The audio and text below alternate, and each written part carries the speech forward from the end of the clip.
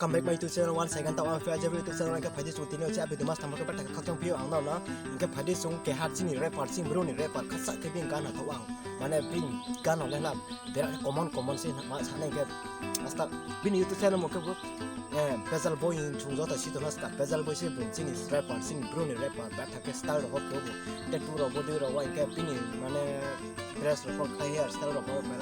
mana sa mana difference cimbrum kala cimbrum bai kala bu cimbrum ni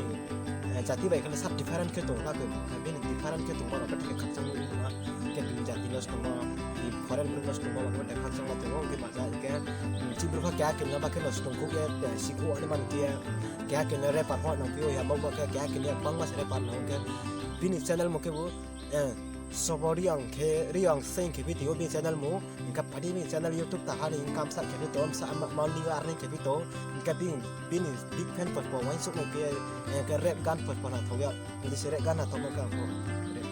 ya mo ke padi chong bin rap ta ko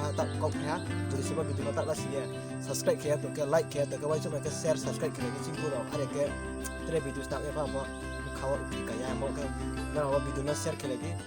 channel subscribe ke lagi, nak lagi comment section lo comment ke lagi, kita cuma angkat video kaham ke mana ni create ke mana tre mana style juta ke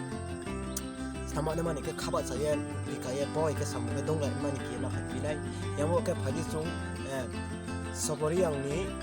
YouTube income tahan ni sa earning ke itu sama itu rap ke mana bin rap apa rap bezel boy say masa aca bro nice ing maro beta kayak gana tawang so khasa ke body maro mana naw la kai ya mak phadi bin tu income ta halim sa mai pito earning ke pito sa amai abudeng na man ke phadi chung achi a thangya chini social black de koma thangma le pia che mobile se pia chung nai le pina ke phadi chung aro thangya ma le pina engke phadi chung ta lo sobori yang ni channel lo joro sonai SPOBW Sobori yang sing bin channel create ke to jadi se bin channel tak wasnya bin gan no de sia koma bini channel link description no ri nai bo video channel video kana ro thangye nai sing nai le mine ke na ro to na ro bin channel already fa ke bo channel owner ke bo bezel boy cpt o Sobori yang bin bo channel owner ke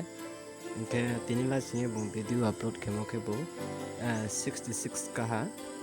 bini subscribe bona follow ke mo ke bo 35.6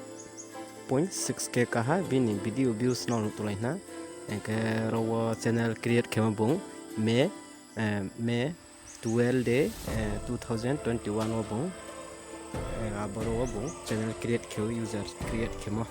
ke bini estimate money earning ke bo $20 ba $448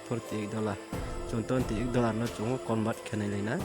chini isap ke ma bai inge phale chumaro thangya na lepina $28 no sa phe pito 82 rupees bai convert kena singke to ke chung 20 no convert kena na 82 rupees bai ke bini botalon itu na bin talo bini YouTube dirang premo ke bu sai sinoi arjang noi tre khobring paino arjak thangkaya 296 rupees payo bini